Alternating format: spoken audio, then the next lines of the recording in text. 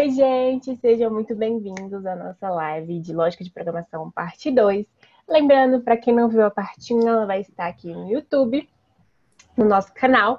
Vão lá rapidinho, dá uma olhadinha. Tem muita coisa bacana, muita coisa legal. A gente falou de Python, a gente falou de Lego, a gente falou das coisas iniciais de C. Então, vão lá, que tá muito bom. Primeiramente, eu vou apresentar o nosso time, que vai ensinar vocês. Bom, eu sou a Tamires, faço engenharia de computação. Eu sou a Alice, faço engenharia de computação também. Eu sou a Ana Júlia, faço engenharia de software. Eu sou a Alice Lima, faço ciência da computação. Eu sou a Bianca e eu sou do ensino médio. Oi, eu sou a Hanani e eu faço mecatrônica. Essa aqui é a nossa agenda, a nossa aula, tá? Vamos começar, então, com a nossa revisão. Bom, na nossa revisão, a gente vai falar um pouquinho sobre os conceitos básicos da linguagem C e vamos falar um pouquinho sobre algoritmo. Então, vamos começar por algoritmo, tá? Então, o que é um algoritmo? Bom, algoritmo é uma sequência ou passos finitos de ações para obter o resultado de uma solução. Eu acho que vocês não entenderam muito bem, não, né? Tá. Então, algoritmo seria uma sequência de passos que você faz para você conseguir obter uma solução. Eu acho que ainda não ajudou muito, não, né? Tá, então eu vou tentar fazer com exemplo. Temos um problema e a gente quer resolver este problema. Nosso problema é, estamos lá de madrugada, acordamos com aquela fome e a gente quer uma lasanha. Poxa, eu quero comer uma lasanha. E como é que eu resolvo esse problema? Bom, o meu primeiro passo para eu resolver esse problema, que é eu estou com fome e quero comer uma lasanha, é ir atrás da geladeira e tirar a lasanha do freezer. Depois, o meu segundo passo é pegar essa lasanha e retirar ela da caixa. Aí, meu terceiro passo é pegar essa lasanha e colocá-la dentro do micro-ondas. O meu quarto passo é pegar e ligar o timer do meu micro-ondas, né, para dizer quanto tempo a lasanha vai ficar assando. Depois eu ligo meu micro-ondas. Meu quinto passo é eu ficar agora esperando, vou ficar esperando o tempo até a minha lasanha ficar pronta. No meu sexto passo, eu pegar minha lasanha, tirar do micro-ondas e finalmente eu poder comer a minha lasanha que eu tanto queria. Então, o meu problema que era comer lasanha, eu consegui resolver ele em 6 passos finitos de ações e eu resolvi. É isso que é o algoritmo. São passos determinados que vamos fazer para a gente resolver algum problema. Bom, e aí a gente tem um fluxograma. O que seria o fluxograma? O fluxograma seria a parte visual. Então, como que eu coloco visualmente esses passos, né? Então, aqui no nosso exemplo, temos o nosso problema, que é assar um bolo. Então, a gente vai lá no início e vamos primeiramente fazer o quê? Abrir o forno. Depois que a gente abre o forno, a gente vai ter que tomar uma decisão. Bom, esse forno, ele tá aceso ou não? Se ele estiver aceso, eu vou botar mais lenha nele para que o fogo depois não apague e eu consiga assar de boa o meu bolo. Então, se sim, meu forno está aceso, eu coloco mais lenha, consigo assar o meu bolo e problema resolvido. Se não, se eu não tiver o fogo aceso, eu acendo o meu fogo, consigo assar meu bolo e meu problema continua sendo resolvido. Então, esse é o fluxograma. Ele mostra visualmente pra gente quais vão ser os passos que a gente vai utilizar para resolver o problema. Bom, agora vamos para os nossos comandos básicos de C, que é o que mais importa para essa aula. Variável. O que é uma variável? Vocês vão pensar que a variável seja uma caixinha. E que dentro dessa caixinha pode ter qualquer coisa, como, por exemplo, uma melancia. Então, essa variável, dentro dela tem alguma coisa, que nesse caso é a melancia. Essa melancia, ela pode ser duas coisas, né? Ela pode ser números ou palavras. Então, dentro dessa caixa, eu vou ter dentro dela ou números ou palavras. Se dentro dessa caixa for números, ela pode ser ou do tipo int, que é inteiro, que é 1, 2, 3, 4, 5 e assim sucessivamente, ou um float, que é aqueles números decimais 0,5, 6, 7, 8 e assim por diante, ou um double, que seria um 0,2, 3, 4, 5, porém com bem mais casas para tornar esse número mais preciso. E caso não seja um número, se lá dentro dessa caixa estiver palavras, ela pode ser do tipo char, que quer dizer um caractere. Então, ele só pode ser ou A, ou B, ou C, ou D. Só pode ser uma letra. Ou ele vai ser uma string, que pode ser uma palavra, uma frase. Então, é isso. A variável, ela vai guardar alguma coisa dentro da caixinha dela. E pode ser números ou palavras, do jeito que a gente explicou aqui.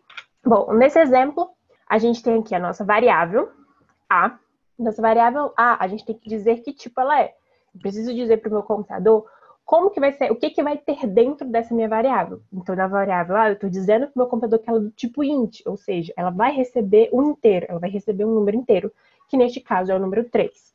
A minha variável B também é a mesma coisa, eu tenho que dizer para o computador que tipo ele vai receber. A minha variável B vai receber um inteiro, um número, e que vai ser o número 4. Então, dentro da minha variável B, existe o número 4. E a soma vai ser uma variável que vai receber o número A mais B, a variável A mais B. E que dentro de A tem 3 e que dentro de B tem 4. Então, soma vai receber o inteiro de número 7. Então, 7 vai estar dentro de soma. Printf. Finjam comigo que vocês estão pegando uma folha de papel. Nessa folha de papel, tem alguém escrevendo nessa folha. Então, vamos fazer a comparação. Essa folha de papel seria como se fosse a tela do computador. E eu, que estou escrevendo nessa folha, seria esse printf, seria esse comando que o computador executa. Então, quer dizer que o printf ele vai mostrar na tela do computador alguma coisa. Então, vamos para o exemplo. Só que antes de eu falar efetivamente do exemplo, eu tenho que mostrar para vocês que em C existe algo chamado de modificador, que são esses %d, %lf, %f, %c. String, vocês vão ver mais lá para frente que a Alice vai explicar para vocês melhor sobre string. Mas, basicamente é isso. E o que seriam esses modificadores? Bom, vamos para o exemplo prático. Aqui temos novamente A de um tipo inteiro, recebendo dentro dele o número 3, o B do tipo inteiro, recebendo dele o número 4, e aí temos a soma.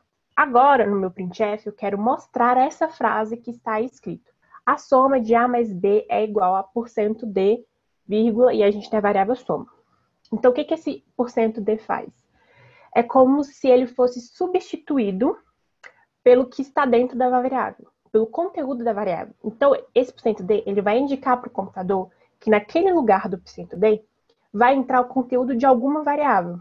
Então, nesse nosso caso, a soma de A mais B é igual a %d, então no %d eu vou substituir ele pelo conteúdo que está dentro de soma, que seria 7. Então, vai aparecer no lugar de %d, 7. Scanf é como se fosse entradas, como se fosse não, é entradas de dados. Não tem quando você vai entrar no Google, no seu Gmail ou qualquer coisa do tipo, que você vai fazer um login, ele não fica te esperando para você escrever seu usuário ou sua senha, fica aquela barrinha piscando. É o que o scanf faz. Ele vai ficar esperando para que você digite alguma coisa no teclado, que o usuário escreva alguma coisa no teclado. Bom, no nosso exemplo, temos uma variável, né, do tipo int nota, e a gente escreveu na tela do nosso computador. Digite um valor para nota. Depois disso, vai ficar aquela barrinha piscando, esperando que o usuário entre com algum valor, que no caso seria o valor para nota. Quando o usuário entrar com esse valor, o scanf vai analisar. Por quê? Aqui a gente tem um modificador %d, então ele está falando que quando o usuário for digitar no teclado, ele tem que digitar necessariamente um número inteiro. Porque eu estou especificando com o meu modificador %d, então tem que ser um inteiro. E ele vai pegar esse inteiro e vai armazenar na variável nota, que está depois desse é comercial, tá? Lembrando que vocês têm que obedecer certinho essas notações aqui para o C funcionar. Não cabe a gente falar agora, por exemplo, o significado desse esse é comercial aqui. Vamos falar para umas aulas mais para frente, mas saiba que você precisa disso para o seu código funcionar. E aqui você só está dizendo, olha, pega esse inteiro, esse %d, pega esse inteiro que o usuário acabou de digitar no teclado e coloque dentro da variável soma. Bom, vamos para a estrutura, que era o que eu estava falando para vocês, e que existem algumas estruturas que em C você necessariamente precisa colocar para que o seu código funcione.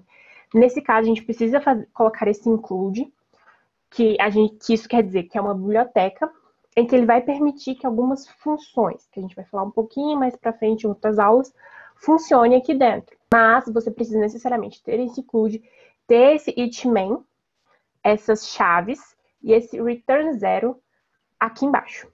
Então, essa parte que está de amarelo, necessariamente você precisa ter ela para que seu código funcione. E aqui no meio desse código, onde não está de amarelo, é onde você faz o que você quer. Você programa o que você pretende que o computador faça. Bom, vamos para as condicionais. A condicional Vou dar um exemplo aqui, ó. Se sua nota for maior que 5, você está aprovado no curso. Se não, você está reprovado no curso. E é o que a condição faz. Vocês têm que lembrar que o computador ele é meio burrinho. Então, você precisa dizer necessariamente para ele o que ele tem que fazer. Então, nesse caso, eu estou falando, olha, se a nota que foi colocada aí for maior que 5, essa pessoa está aprovada. Se não, ou seja, se não for maior que 5, ela necessariamente tem que ser menor que 5. Então, a pessoa vai estar reprovada. A condicional aqui, ela é muito preto ou branco. Se uma coisa acontece, a outra não vai acontecer. Se essa parte não acontece, essa necessariamente tem que acontecer. Então, nesse nosso exemplo, se essa primeira parte acontece do se, então se minha nota maior que 5, eu sou aprovado, ela vai acontecer, se ela for verdadeira, essa outra parte vai ser totalmente ignorada pelo programa. Agora, se esse se maior que 5 for falso, ou seja, minha nota for menor que 5, ele vai pular esse aprovado e vai direto para o se não, colocando o reprovado. Aqui, só para explicar mais ou menos formalmente, então, se a condição, no nosso caso, nossa condição era nota ser maior que 5, a gente vai executar um comando, que seria aprovado. Se não, seria o nosso outro comando, que seria reprovado. E aí, do outro lado, só está em português. Bom, então aqui tem o nosso código para funcionar isso. Lembrando, o include, o it main e o return zero, obrigatório ter. E aqui a gente tem uma variável chamada nota. A gente vai pedir para mostrar na tela para digitar um valor, vai pegar esse valor e aí sim, depois que a gente tiver esse valor na variável, a gente vai fazer a comparação. Se esse valor for maior que 5, maior ou igual a 5, o computador vai printar na tela, vai mostrar na tela aprovado. Se não, ele vai mostrar na tela reprovado. Agora vamos falar de operadores. Operadores aqui é bem tranquilo, porque ele é bem parecido com o que vocês veem no dia a dia, tá? Vamos começar com os operadores aritméticos, que são os matemáticos, né? É bem intuitivo mesmo. Então, adição, mais, subtração, menos, divisão é essa barrinha, multiplicação é esse asterisco, módulo, resto da divisão, que é esse porcento. O que seria o resto da divisão? Quando você divide um número, dependendo do resto que ficar, por exemplo, na maioria dos programas, a gente diz se esse número é par ou ímpar. Então, se o resto der 0, ele é par. Se o resto der 1, ele é ímpar. Por quê? Quando você divide, por exemplo, 10 dividido por 2. É 10 dividido por 2, 5, e aí ele vai dar 10, 10 menos 10 igual a 0. E esse 0 seria o nosso resto de divisão, que é isso que o computador pega aqui. Ok? Decremento, ele é basicamente que nem uma contagem regressiva. Então, você vai pegar uma sequência de números e vai começar a diminuir isso de 1 em 1. Então, por exemplo, 10, 9, 8, 7, 6, 5, 4, e assim por diante. Então, o decremento ele vai diminuindo em 1 em 1. E o incremento ele vai aumentando em 1 em 1. Então, seria uma contagem normal. 1, 2, 3, 4, tudo isso indo de 1 em 1. Caso você queira, por exemplo, fazer uma contagem regressiva de 2 em 2, 10, 8, 6, e assim por diante. Ou você quiser somar de 2 em 2, então 2, 4, 6, 8, você pode usar essa parte aqui de baixo. Que eu tenho a variável igual a variável, mas em vez de ser mais 1, que é igual ao incremento que está lá em cima, a gente colocaria 2. Então, a gente conseguiria fazer esse incremento de 2 em 2 ou decremento de 2 em 2, ok? Bom, os operadores relacionais também são bem parecidos com a matemática. O jacarezinho é maior que, menor que. O igual são dois iguais. Diferente é esse ponto de exclamação, o igual. Maior que ou igual, o jacarezinho igual. Menor que ou igual, o jacarezinho igual. Agora temos operadores lógicos, que são esses aqui que a gente está mostrando, só que eu vou explicar eles dando um exemplo para ficar mais fácil. Eles são usados principalmente quando a gente quer fazer alguma comparação. Ou seja, então quando a gente está usando o if else, por exemplo. Então, nesse caso, se no meu prato eu tiver hambúrguer e batata frita, então esse é comercial duas vezes, significa and, que é e. Então, se no meu hambúrguer tiver hambúrguer e batata frita, necessariamente as duas coisas têm que acontecer. As duas coisas têm que ser verdadeiras. Tem que ter os dois. Quando tiver os dois, eu vou mostrar na tela do meu computador, estou cheia, certo? Agora, vamos usar o ou, que é essas duas barrinhas retinhas, que a gente chama de pipe na computação. Então, se no meu prato estiver hambúrguer ou batata frita, ou seja, uma das coisas tem que ser verdadeira. Ou meu prato vem com um hambúrguer, ou meu prato vem com batata frita. Aí eu vou printar, eu vou mostrar na minha tela, ainda estou com fome. Porque, obviamente, ninguém fica satisfeito com só um hambúrguer ou só uma batata frita, certo?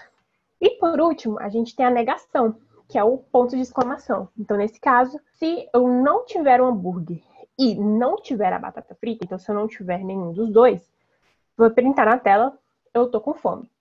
Que aí eu realmente tô com fome, tava querendo comer um hambúrguer e batata frita, não veio, tá? Então esse ponto de exclamação, ele nega alguma coisa, certo? E agora eu vou falar pra vocês rapidinho a diferença entre um igual e dois iguais. Isso é muito importante que vocês prestem atenção, porque a gente confunde isso direto nos nossos códigos. Então o que seria o igual? Só um igual. Só um igual quer dizer atribuir. Ou seja, eu vou colocar algo dentro da minha variável, por exemplo. Então aqui eu tenho a minha variável, que é a minha caixa, e dentro dela eu vou colocar dentro dela o número 12. Por isso que eu uso só um igual. Então o número 12 vai ser colocado dentro da minha variável, dentro da minha caixa. Então, dentro da minha caixa vai ter o número 12, porque eu atribuí 12 para minha variável. Agora, o igual igual é o de comparação. Então, eu só vou usar ele para comparar alguma coisa. Então, nesse caso aqui, eu vou vir para o meu computador e perguntar: tá, dentro dessa minha variável caixa, o conteúdo que ela tem aí dentro é igual a 30? E aí, meu computador vai ver o que tem dentro da minha variável, que nesse caso é 12, e vai falar: não é igual a 30. Então, ele vai dizer que isso aqui, essa caixa é igual a 30, é falsa. Porque dentro da minha variável não tem um valor 30, e sim um valor 12. Então, é uma comparação. Ok? Bom, gente, é isso. Muito obrigada. E agora vamos para o why. Oi, gente, meu nome é Hanani, eu faço mecatrônica. Eu vou falar sobre estrutura de repetição. Existem duas, mas eu vou a while e o for. E só que eu vou estar falando sobre o while. A estrutura de repetição while, ela executa a repetição em um bloco de instruções enquanto a condição for verdadeira. Por que a gente usa a estrutura de repetição? Digamos que você quer repetir uma frase 4 vezes. Pelo que a gente aprendeu até agora, a gente iria colocar dentro do int main o printf 4 vezes e ele ia simplesmente printar 4 vezes. Mas e se, por exemplo, eu quero que repitam 11 vezes ou que repitam 300, 400 vezes? Não se torna muito útil a gente ficar escrevendo isso várias vezes. E um código com muitas linhas fica feio. Então, não dá para entender muito bem. Pode dar um errinho besta que depois você não vai ver. Então, por isso que a gente utiliza a estrutura de repetição. Como ela funciona? Primeiro, o while, ele vai analisar a condição que vai estar dentro dos parênteses. Depois disso, ele vai dizer se a expressão é verdadeira ou não. Se essa expressão for verdadeira, ele vai seguir a instrução que está dentro das chaves dele. Se ela for falsa, ele vai parar de executar o loop e vai chegar para a próxima etapa do seu código. Eu vou contar uma historinha mais ou menos como é que funciona. Essa era uma vez, essa é a Júlia. A Júlia, ela tem 2 gatinhos, o Pet e o Repete. O Pet sumiu. Quem sobrou? O Repete.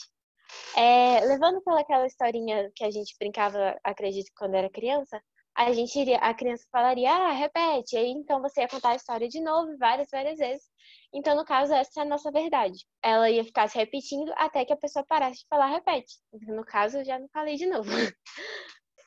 O exemplo de como a gente faz o código, a gente vai declarar a estrutura do C, que no caso é que a gente vai estar usando, e dentro do int main a gente vai declarar o contador, e no while a gente vai colocar a nossa condição, que no caso, se o contador, ali o contador é 1, mas se o contador for menor ou igual a 11, ele vai printar hello world 11 vezes. Então, se o contador for 1, ele vai printar isso 11 vezes, se essa condição for verdade, enquanto ela for verdade. O segundo exemplo, eu não sei se vocês já assistiram aquela novela do Félix, que ele aparecia e ele vendia hot dog. Então, nesse problema, ele tá vendendo hot dog, só que ele não queria ficar avisando toda hora. Ele queria que tivesse um código que avisasse quando chegasse a partir de 5 hot dogs, ele falasse: olha, ainda temos tantos hot dogs do Félix. Então, ele declarou dogão igual a 5, que é a partir de 5 hot dogs, que ele vai começar a apresentar essa mensagem. E dentro da condição, o while, ele colocou dogão maior ou igual a 1. Enquanto ele for maior ou igual a 1, ele vai printar essa informação. Olha, a gente ainda tem % D, que vai ser a quantidade de hot dog que ele vai ter, e do Félix. E logo embaixo, ele assume como se, assim que ele fala essa frase, alguém comprou um hot dog. Então, por exemplo, ele começa falando, olha, ainda temos 5 hot dogs do Félix. E aí, logo em seguida, ele vai mandar, olha, ainda temos 4 hot dogs. E por aí vai até chegar em 1. E aí, depois que quando chegou em 1, ele acaba o loop, porque isso vai deixar de ser uma verdade. Porque não vai ter mais nenhum hot dog. Então, ele não vai precisar printar, olha, a gente ainda tem hot dog. E agora, Alice vai falar sobre a estrutura de repetição no for. Oi, gente. Hoje eu vou falar de for. Bom, o for é outra estrutura de repetição, né? Como o while, que a Honey falou. Só que com uma diferença. Ele tem essa estrutura diferente. Damos um valor inicial, a condição que já temos nos parênteses do while, e após a instrução. Mas, Alice, o que é isso? O que é o valor inicial e após a instrução? Não entendi direito. Utilizando o exemplo do dogão, por exemplo, que a Honey deu, o valor inicial seria dogão igual a 5, certo? Porque eles teriam 5 dogões no início. E aí, o que acontece? A gente poderia simplesmente declarar dogão igual a 5 aqui. E só declarar dogão lá em cima, ok? Nossa condição seria o que a gente já tem no while, nos parênteses do while. Enquanto dogão maior ou igual a 1. Vai continuar repetindo a nossa instrução aqui dentro. Vai continuar realizando o nosso laço de repetição, ok? E a nossa pós-instrução? Lembra que a gente reduz o dogão em -1? Tipo, o dogão é igual ao dogão menos 1? Então, lembrando que isso é igual ao dogão menos, tá? O decremento. Essa seria a nossa pós-instrução. Ou seja, quando, tipo, a gente terminasse o nosso laço, a gente executaria essa nossa pós-instrução. Então, ficaria, por exemplo, dogão é igual a 5. Na nossa condição aqui, ficaria enquanto dogão for maior ou igual a 1, certo? Opa, aqui não tem espaço. E a nossa instrução é igual dogão é igual dogão menos 1, certo? Sendo que isso é a mesma coisa que isso, certo? E aqui realizaria a instrução, essa mesma instrução que está aqui dentro do for. Realizaria esse printf aqui. Voltando para cá. Beleza, Alice. Mas eu não entendi muito bem como é que funciona o for. Você pode me dar outro exemplo? Beleza, posso. A Flávia, ela quer encher uma mamadeira com 250 ml de água. A mamadeira, tipo, ela tá vazia agora. Então, tipo, o valor inicial dela é 0, certo? Guarda aí, valor inicial 0. Ela vai encher na mamadeira de 50 e 50 ml. E aí, a cada 50 ml, ela olha pra ver, tipo, tá, já bateu, ainda falta, quanto que falta, entre outros. Ao atingir 250 ml, Flávia desliga a torneira. Então, bora lá. A gente tem o nosso for. Aqui dentro a gente tem for man, que vai ser a nossa variável mamadeira, tá? Porque senão não caberia. Aqui, man é igual a 0, porque ela está vazia agora, né? Então, ela começa com o estado inicial 0. Enquanto ela for menor que 250, mamadeira é igual a mamadeira mais 50. Esse mais igual é a mesma coisa que se eu fizesse mamadeira é igual a mam mais 50, ok? Então, beleza. Então, mamadeira igual a 0. Ela abre a torneira, chama a mamadeira, fecha a torneira, e aí, no final, ela coloca 50 ml de água, né? Aqui. Então, a cada final, ela coloca mais 50 ml. De 50 em 50, vai chegar em 250. Quando chegar em 250, ela sai. Tá, mas eu não entendi como que funciona bem dentro do for. O que acontece, esse incremento aqui, tipo, tá meio confuso. Tá, calma. Eu vou abrir o for pra você. Abrir o for. Tipo, botar um passo a passo do que acontece. Eu tenho esse for aqui. O que ele tá fazendo? Ele vai imprimir o valor de i. O que é i? É uma variável. Ele é tipo uma variável qualquer, um contador. Geralmente, tipo, i a gente utiliza para contador, né, para contar. Então, eu tenho minha variável i. Enquanto i for menor que 5, a gente vai imprimir o valor de i é igual ao valor dele atual.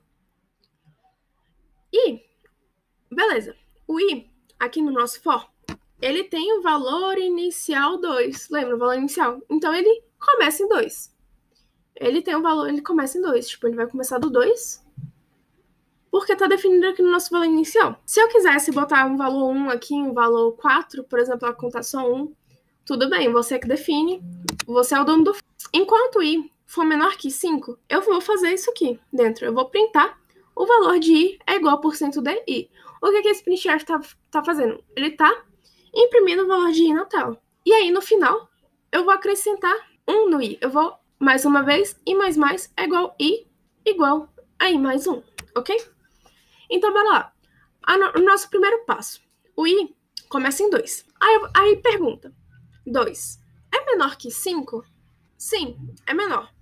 Então, eu vou imprimir na minha tela o valor de i é igual a 2. E aí, eu vou acrescentar 1 no meu i, ok? Aqui no final, eu vou acrescentar 1 no meu i.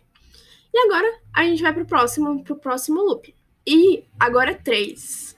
Sim, agora o i é 3, porque ele acrescentou 1 aqui, lembra? Então, meu i agora é 3. Aí eu vou perguntar, 3 é menor que 5?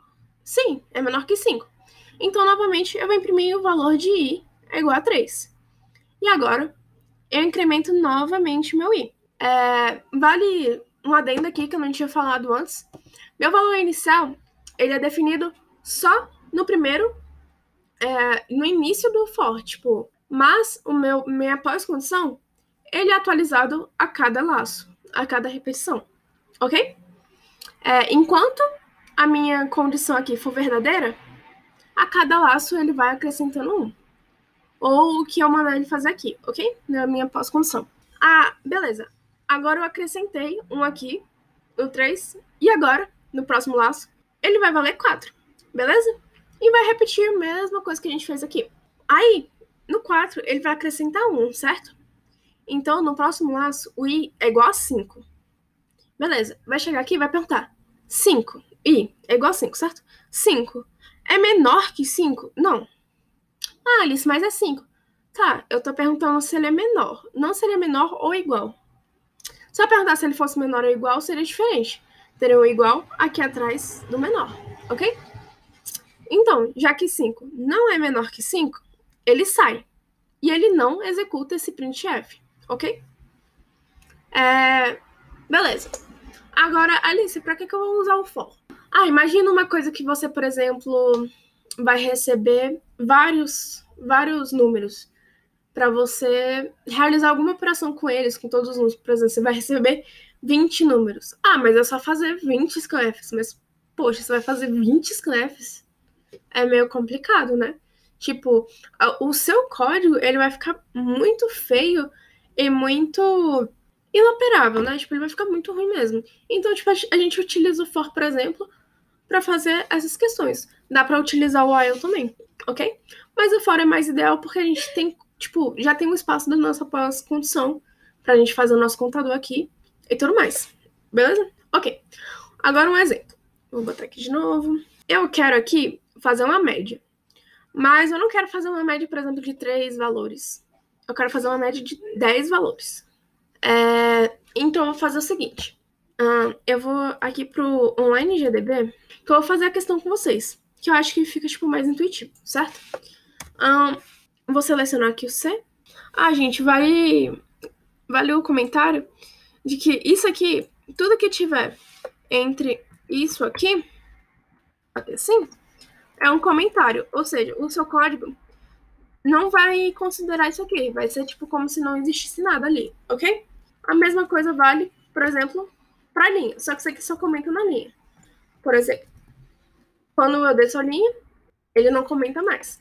Então, eu quero fazer a minha média de 10 números, certo?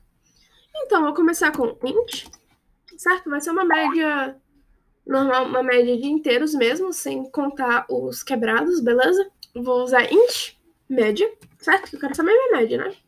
O número que eu vou receber, né? Os números que eu vou receber, na verdade, os 10 números. E que vai ser nosso contador, certo? Falta um ainda, a nossa variável soma. Soma, tipo, a gente vai guardar os números nessa variável somando eles.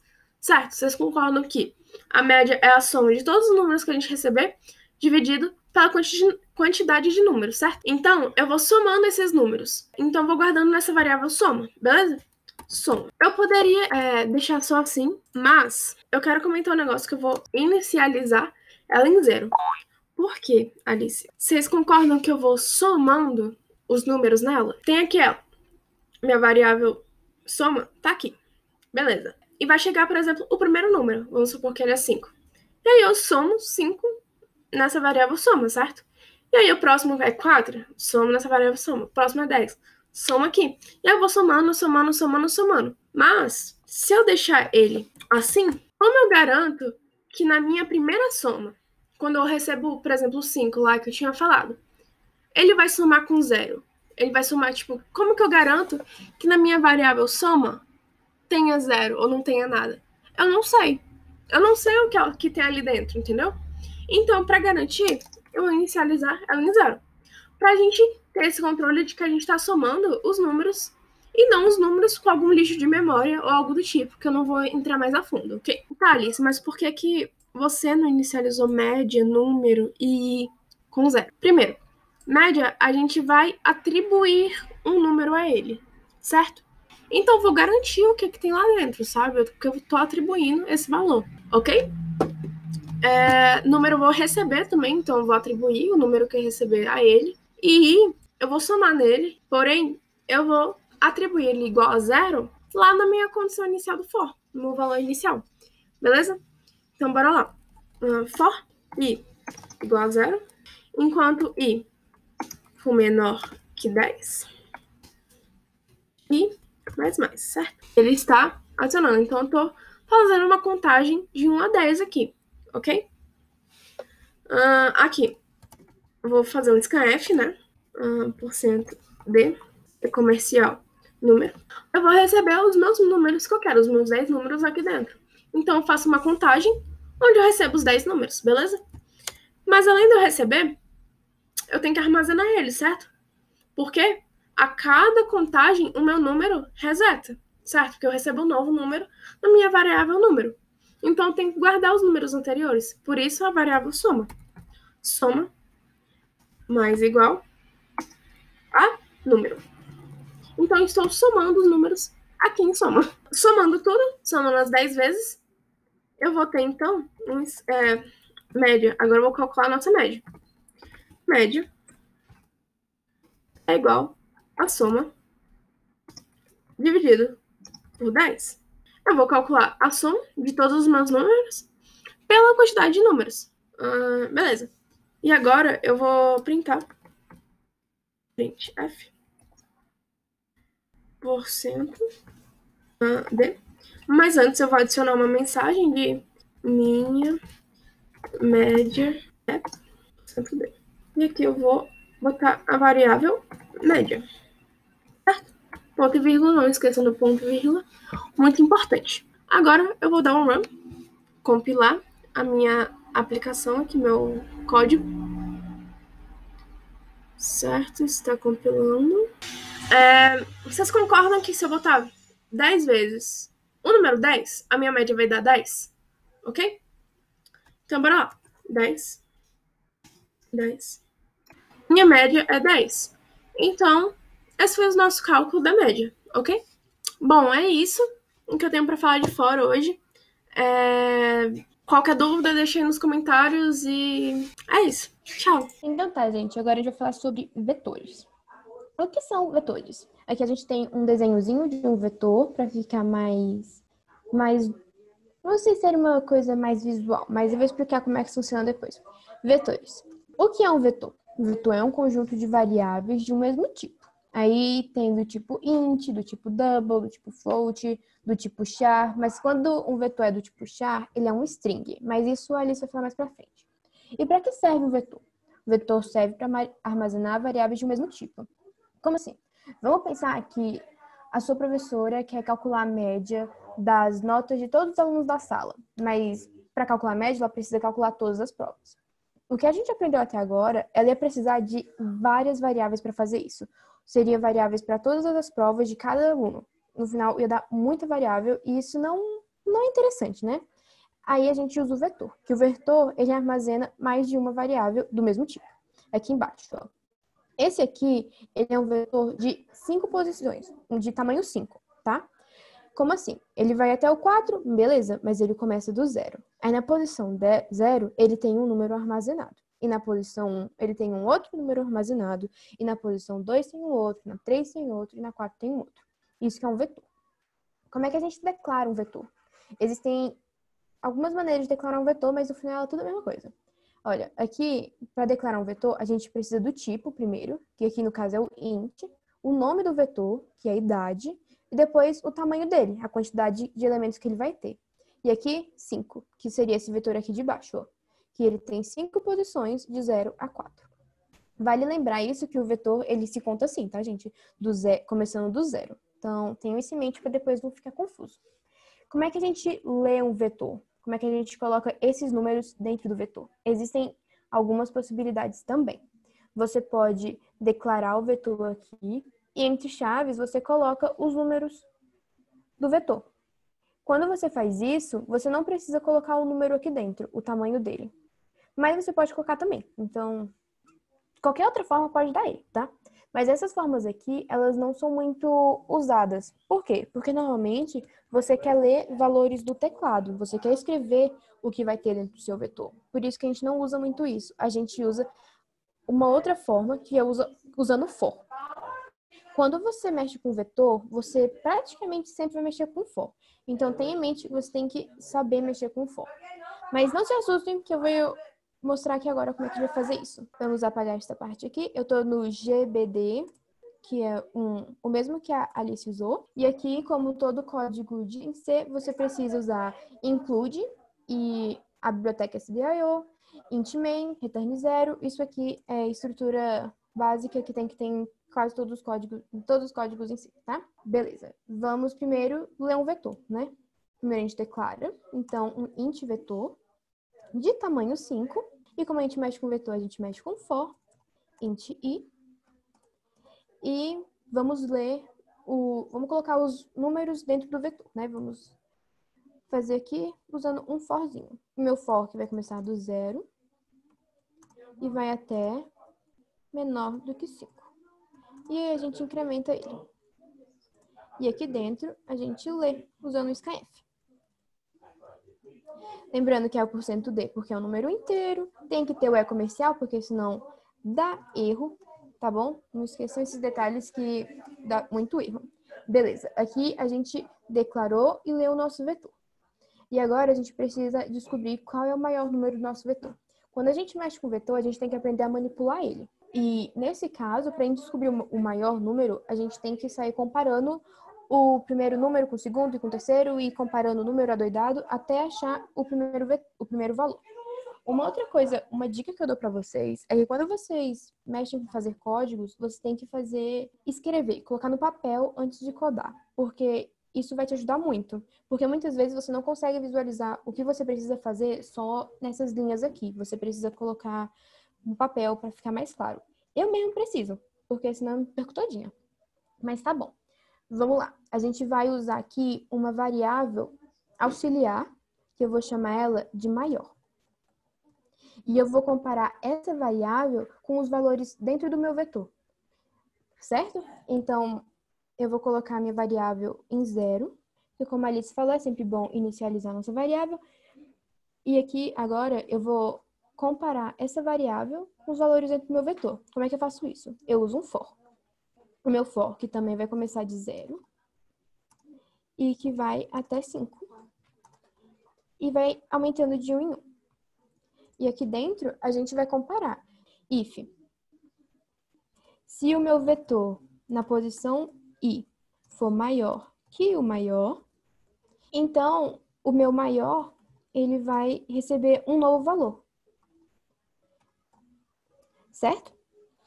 Aí, isso aqui, quando for na primeira interação, ele vai fazer isso, e na segunda interação, ele vai fazer a mesma coisa. Sempre atualizando esse valor aqui. Se o meu maior for menor que o valor dentro do meu vetor. Aí, quando eu vou achar o meu maior, número dentro do vetor. E no final, a gente só precisa mostrar o valor de maior. Então, o maior número é, dois pontos, porcento D, porque é número inteiro, vírgulazinho, maior. Tudo bem? Aí aqui a gente está imprimindo o valor de maior, porque aqui a gente comparou ele com todo mundo e substituiu o valor. Vamos ver se funciona? Aqui, ó, faltou o i. Porque se ele não tem essa coisinha aqui do lado, ele não é um vetor, ele é só uma variável comum. E não é bem isso que eu tô mexendo com vetores. Então, você tem que colocar essa chavinha, esse colchetes. Então, vou rodar de novo. Então, vamos testar de novo. 2, 5, 4, 1 e 8. O maior número aqui é o 8, né? O maior número é 8. Esse código tem um problema. Por quê? Porque se eu tiver um vetor que for totalmente negativo, em que em todos os números dentro dele for negativo, ele vai dar um erro. Por que ele vai dar esse erro? Falta mais um número. Ele aparece 0, certo? Porque o maior, ele está inicializado com o valor 0. E 0 é maior do que qualquer número negativo. Então, como é que a gente arruma esse probleminha? A gente faz assim. A gente faz com que o nosso valor, a gente faz com que maior seja igual ao primeiro elemento do meu vetor. E aí, a gente não precisa comparar depois o primeiro elemento com o maior, porque eles são iguais. Porque a gente tá colocando o valor desse vetor no maior, certo? Então, aqui a gente pode começar do 1. Porque na posição 0 já vai ser maior. Então, vamos testar de novo. Agora, menos 1, menos 5, menos 7. Opa, ficou longe. Menos 7, menos 3, menos 5. O maior número aqui é menos 1, né? Menos 1. Agora funciona. Tudo bem? E é isso. Eu tenho aqui uma outra coisa que a gente mexe com vetor. Aqui a gente tem a resposta, né, que eu fiz lá. Que aqui a gente declara o vetor, depois a gente declara outras variáveis. E aqui a gente lê os valores e salva eles dentro do vetor. E depois a gente verifica aqui dentro se o valor do vetor é maior que o maior. E aqui a gente atualiza o valor de maior. E depois a gente só printa o número maior, a variável, né? Uma outra coisa que a gente faz com vetores são algoritmos de ordenação. Isso. Nos exemplos que eu passei atrás, os vetores eles eram todos bagunçados, né? Eles não estavam numa ordem bonitinha. Então, às vezes, a gente quer que eles fiquem numa ordem do maior para o menor ou do menor para o maior. E existem alguns algoritmos que fazem isso. Que esses aqui que eu estou mostrando para vocês, que é o Bubble Sort, Selection Sort, Quick Sort, Insertion Sort, eles são métodos simples, porque eles funcionam com vetores pequenos. Vetores muito grandes dá problema. O que eu proponho para vocês no próximo slide é um desafio de vocês fazerem um algoritmo de ordenação usando o Bubble Sort. O Bubble Sort, ele é o menos eficiente de todos esse aqui. O que é ser um código eficiente ou não? Bom, isso aí entra em uma parte mais na frente que vocês vão aprender, mas por cima o que eu posso falar é que um código, para ele ser eficiente, o tempo de execução dele tem que ser rápido no tempo de execução dele. Se ele demorar muito tempo, ele já não é muito eficiente e o tamanho dele também conta. Mas isso é bem por cima, depois vocês vão aprender melhor como é que trabalha com isso. Mas apesar do Bubble Sort ele não ser muito eficiente, ele é bom para vocês mexerem aqui a primeira vez, mexendo com o algoritmo de ordenação, eu acho que ele fica bem na cabeça. Aqui a gente tem um GIF mostrando deles, que olha, ele compara esses dois números, ele começa do primeiro, né, mas aqui já tá no meio, aí ele compara e aqui, ele tá comparando, se for menor, ele troca. E no caso aqui a gente pegou no final, né, daqui a pouco ele vai reiniciar, aqui, ó. Aqui, ele vai comparar o 5 com o 2, e se for maior, ele troca. Depois o 5 com 4, maior, trocou. 5 com 6, não é maior, então fica quieto. Aí o 6 é maior do que 1? Aí ele troca. 6 maior que 3? Troca. E ele vai indo assim até ficar na ordem certa. Ele começa arrumando os valores da direita e vai fazendo até a esquerda. A gente tem um exemplo e o código, né, que vamos ordenar o vetor, mas isso vai ficar para desafio para vocês fazerem depois. Tá bom? É isso. Muito obrigada. Olá, eu sou a Alice e agora a gente vai para o último conteúdo da aula, strings. Como a Tamires disse no início da aula, tinha um modificador faltando, que era das strings. A gente vai falar deles melhor agora. Melhor dele, no caso.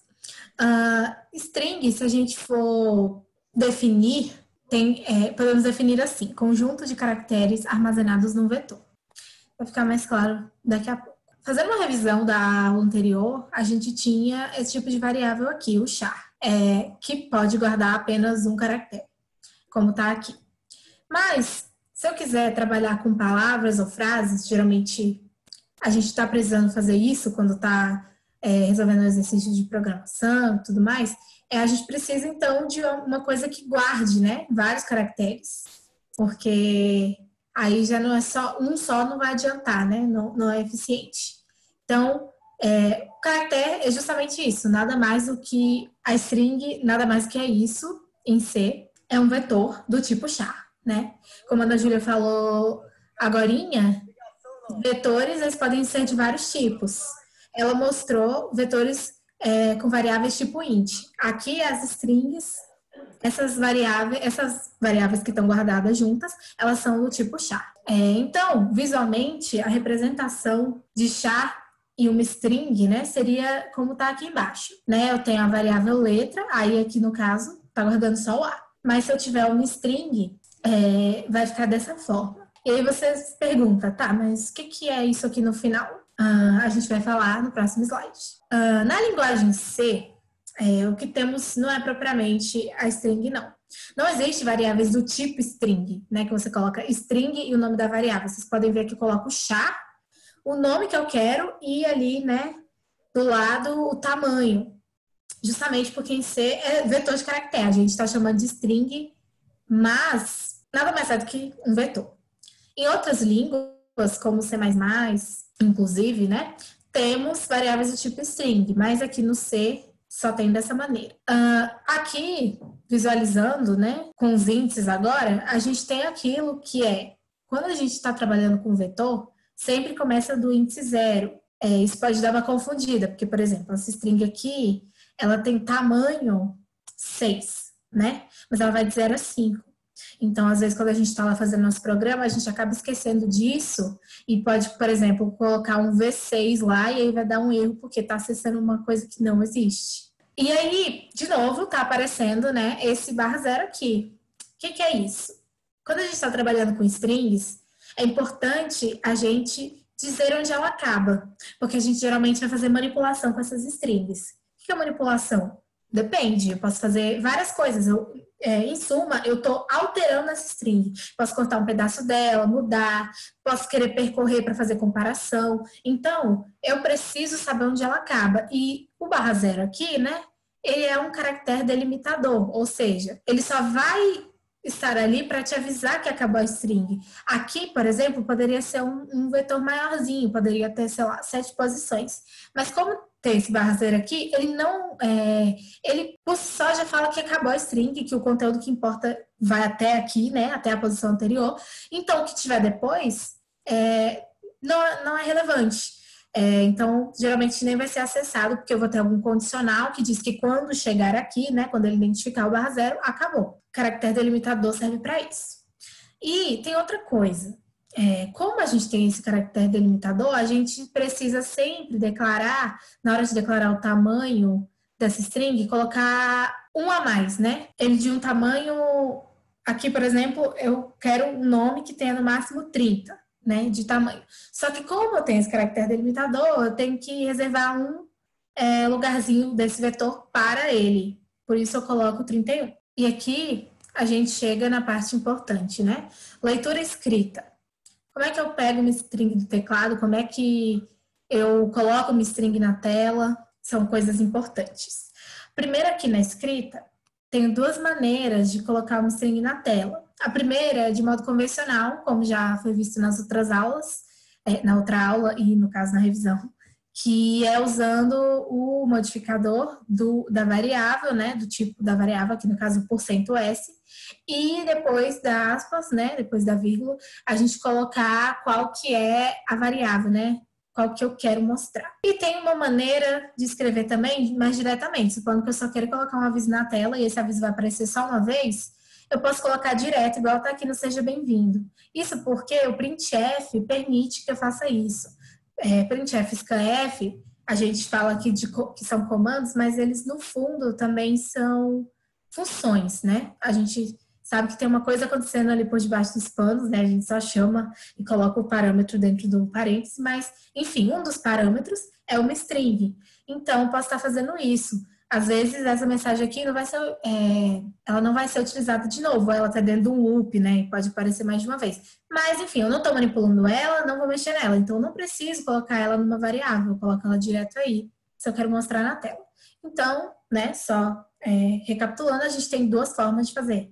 A forma escrita como variável, né, colocando quando essa string está guardada uma variável, ou de maneira direta, quando isso não é necessário. E aqui do lado a gente tem a leitura. Como eu faço para pegar a string do teclado? Na verdade, tem duas maneiras de fazer isso, porque dependendo eu quero pegar uma palavra, dependendo eu quero pegar uma frase. Então, aqui no exemplo temos, né, uma string nome e uma string frase. E aí eu peço para a pessoa digitar o primeiro nome dela, e o que eu faço é dar o scanf, né, colocar o modificador de string e colocar aqui, né, qual que é a variável que vai receber essa string.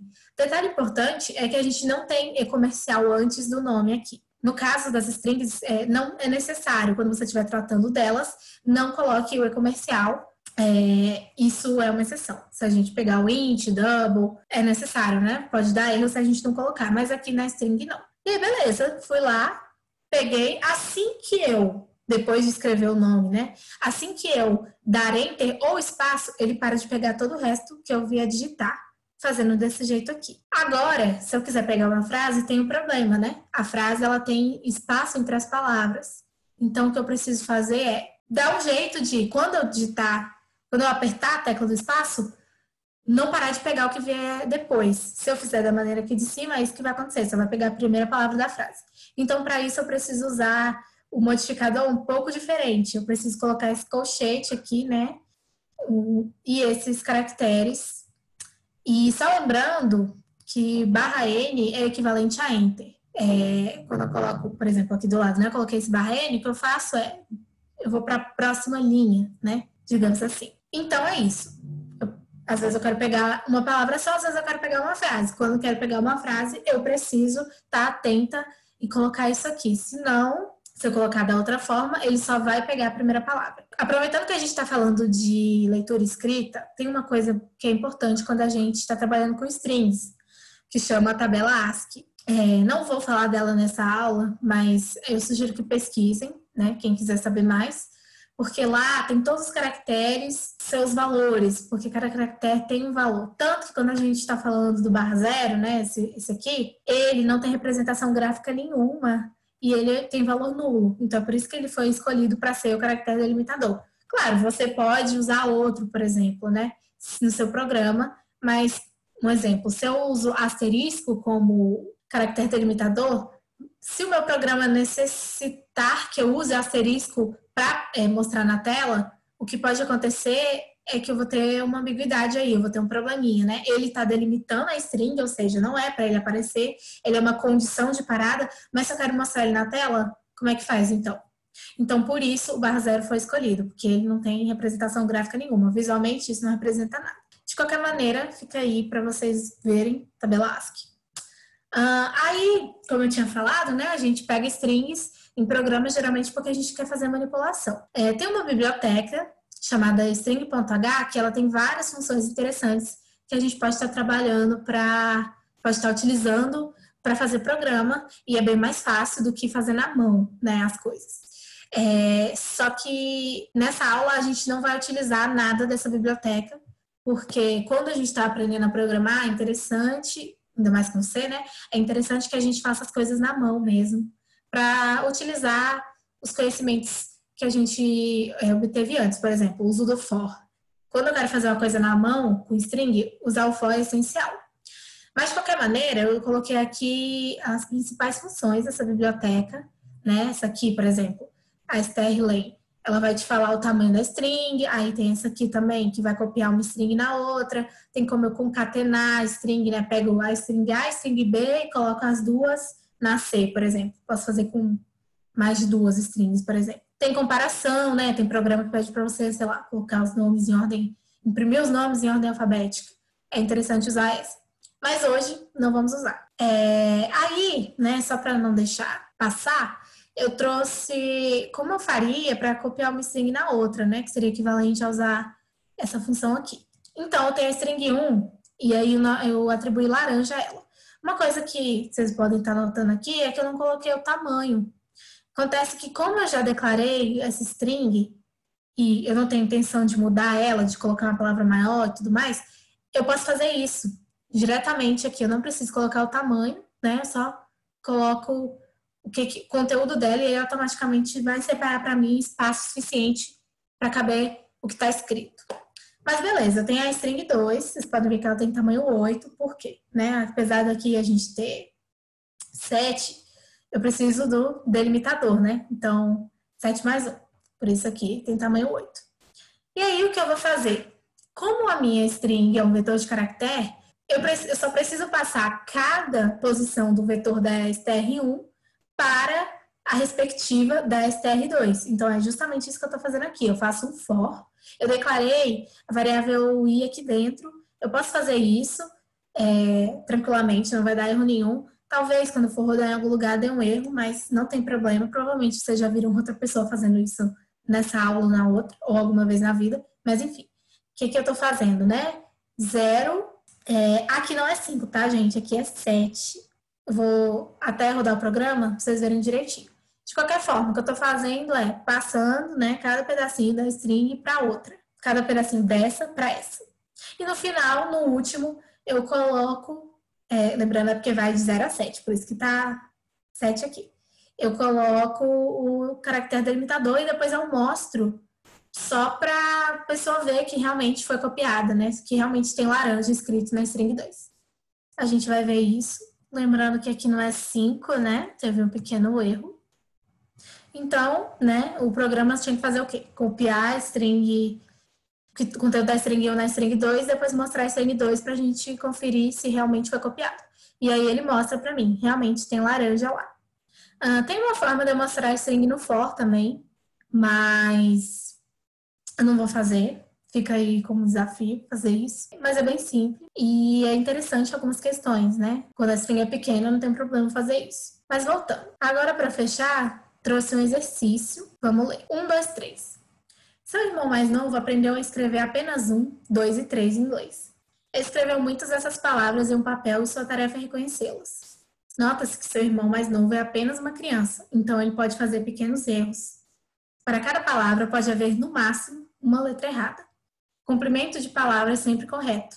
É garantido que cada palavra que ele escreveu é em letras minúsculas e cada palavra que ele escreveu tem uma interpretação única. Então, a gente tem que estar atento a isso. Ele só sabe escrever 1, 2 e 3. E o tamanho está sempre certo. O único probleminha é que tem uma letrinha errada em cada uma dessas palavras que ele escreve. Então, a entrada vai receber primeiro o número, que é a quantidade de palavras que ele escreveu. E cada uma das linhas seguintes, uma única palavra com todas as letras em minúsculos. E aí ele só está falando aqui as condições que ele tinha falado antes, das restrições, né? No máximo uma letra, o comprimento da palavra está sempre certo. Haverá no máximo 1000 palavras de entrada. A saída é o valor que corresponde à palavra, o valor numérico, né? Então, como é que fica isso? Aqui, ó, eu tenho primeiro um número, né, de palavras, são 3, então tem 3 palavras nas próximas, uma palavra em cada linha, né? E aí eu tenho aqui, era para ser o 1, né? Então saiu 1, 2 e 3. A gente tem que fazer um programa que reconheça, né, e coloque qual é o valor numérico de cada uma das palavras. Primeiro eu vou declarar uma string e ela vai ter tamanho 6. Por quê? Porque o 3, né, é a palavra de maior comprimento. O 1 e 2, eles são do mesmo tamanho, mas o 3, ele é um pouquinho maior.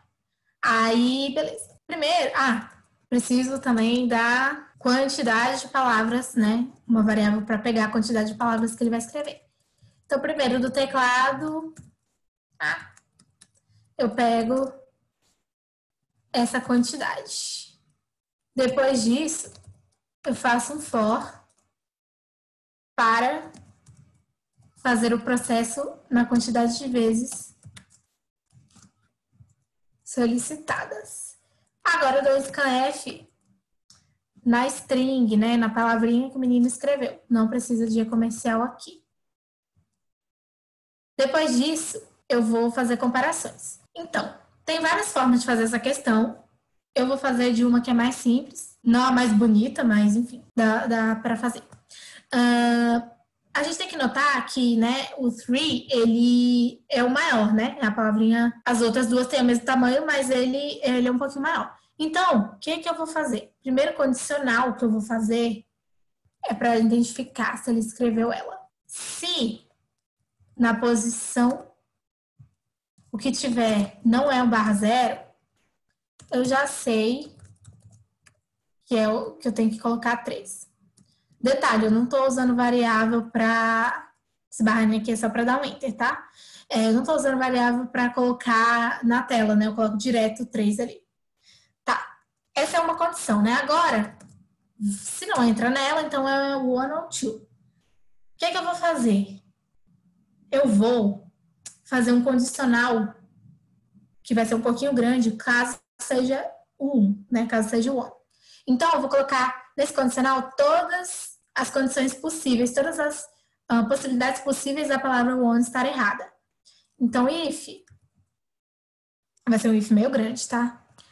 If, primeira condição do if. Na posição 0,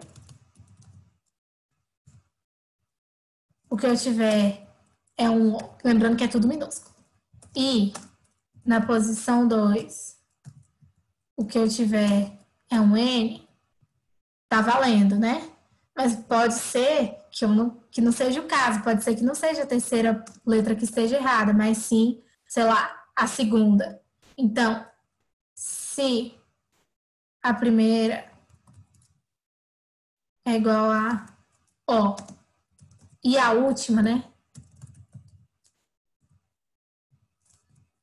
A terceira posição foi igual a E, também eu sei que é 1. Mas talvez quem esteja errada é a primeira. Então, se for N na segunda posição, E, lembrando que tem que ser uma coisa e outra, né? Eu tenho esse ou aqui porque são 3 possibilidades, mas dentro é E, tem que ser. Esse é O e esse é E, por exemplo. Enfim, e a última for E, então é garantido que... Ficou enorme, né? Peço desculpas, mas é porque é uma forma muito simples de fazer. E aí foi escolhido. Tá? Então, opa, 2 não. É um 1. Mas, se não entrou nessa, também não entrou nessa, então só pode ser o two. Então, coloca um else aqui dentro. Fica meio confuso, né? Esse bando de if, tem um if aqui. E aí o else desse if tá aqui. E aí eu tenho outro if. E o else desse if é esse aqui. Então, se não é nenhum nem outro, só pode ser esse. Ok. Muitos colchetes aqui. Mas é isso.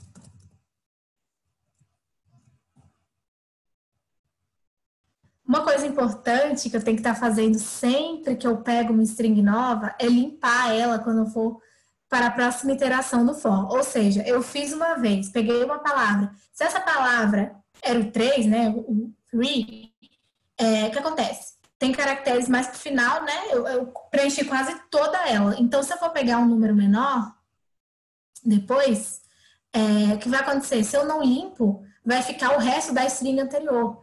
E aí vai dar um problemão. Então, eu preciso fazer um for aqui para limpar a string. Senão é muito difícil.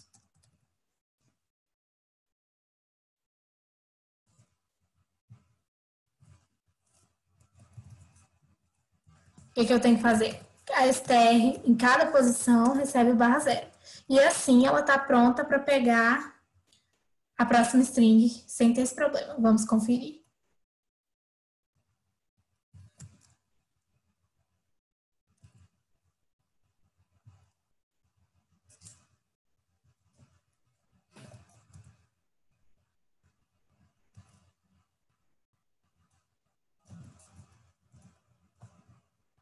Tá. Só mais uma vez.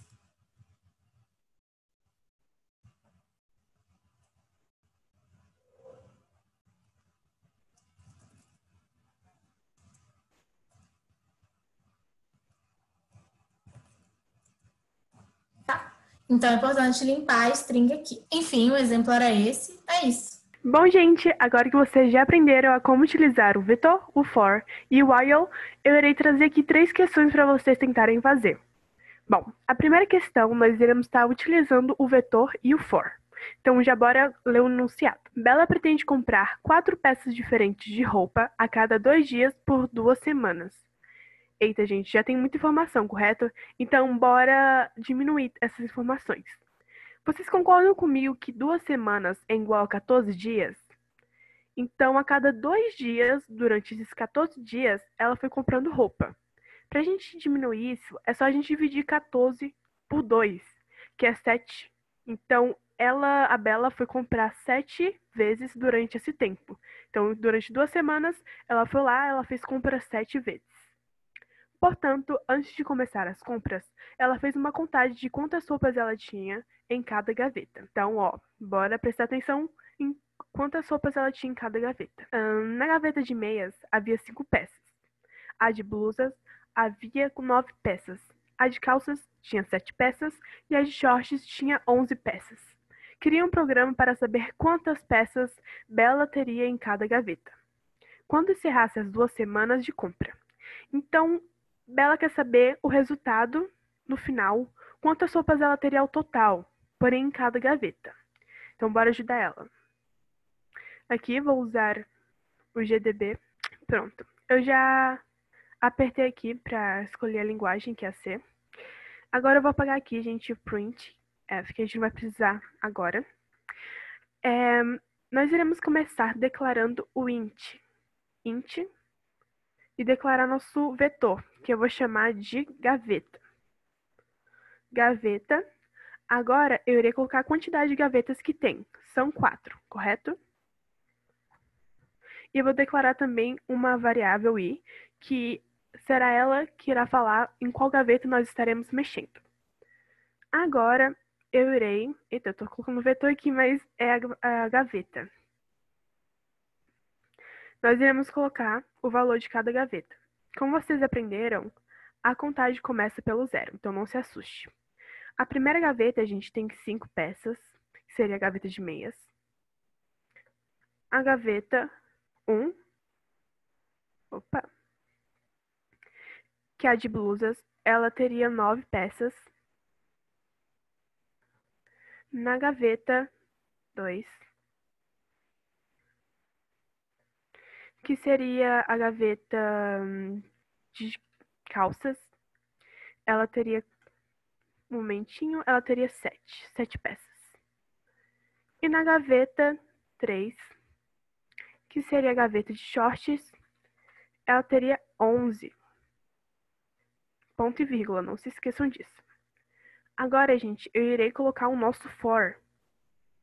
For para, abre nosso parênteses, abre nosso parênteses, e agora nós iremos colocar nossa carga inicial. Eu vou dar o valor de i, que será a gaveta que nós estaremos mexendo, que no caso seria 0, né? Porque começa por 0, se começasse por 1, seria 1. Agora eu quero colocar a nossa condição, que seria o quê? I menor que 4. Mas por que I menor que 4? Porque nós temos a total aqui, digamos que 3, até o 3. São 4 gavetas, porém o número vai até o 3. Então, se fosse até o 4 aqui, então seria menor que 5. Agora eu vou colocar nossa pós-instrução, que seria I mais, nosso incremento. Então, eu quero que, no final, após acontecer isso, eu quero que some mais 1. Nós abrimos nosso colchete. E agora, colchete não, a nossa chave, foi mal. Gaveta I, ela será igual a gaveta I mais 7. Mas por que mais 7? Esse mais 7 seria as vezes que Bela foi fazer compras. Então, bora pensar. Ela foi fazer compras e cada vez que ela foi fazer compra, ela comprou uma peça diferente. Quer dizer, 4 peças ao total. Mas, aliás, ela tem 4 diferentes peças nas gavetas dela. Então, ela comprou uma de cada, digamos.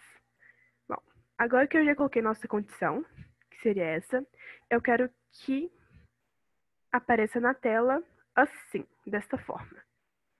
Printf. Nós abrimos aqui as aspas. E eu vou dar aqui um espacinho para ficar bonitinho. E eu vou colocar gaveta de meias. Agora o nosso modificador. Já que é um número inteiro, então seria porcentagem D. E eu quero que apareça o quê? Ah, gente, deixa eu explicar aqui como funciona essa parte daqui para vocês conseguirem entender. O nosso número, que é nossa gaveta 0, ela vai começar pelo 0. 0 é menor que 4? É. Então, ela vai passar por aqui. Então, nossa gaveta, que seria 0, ela vai ser uma gaveta... Pera, um momento. Aqui aí, gente. A gaveta 0 seria ela mais 7. Então, a nossa gaveta ela tem um valor de 5. Então, ela irá começar aqui com 5, e depois ela se tornará 12, porque irá somar mais o 7. Então, a nossa gaveta, que era aqui 0, ela vai virar 1. 1 é menor que 4? É. Então, ele vai vir aqui, passar por isso tudo, e vai virar um 3. 3 é menor que 4? É. Então, ele vai passar tudinho aqui, vai virar 4. 4 é menor que 0? Não, então acabou. Quando acabar aqui, vai aparecer isso, que é o que nós queremos que apareça na nossa telinha, né? Printf, parênteses, abrimos a chave, dou um espaço aqui. Agora eu vou colocar gaveta de blusas. Vou colocar aqui 2 pontinhos para ficar mais bonitinho. Nosso modificador, vírgula, e agora eu quero que seja o nosso vetor 1, né? Agora, gente, eu vou dar aqui, copiar, para ficar bem mais fácil.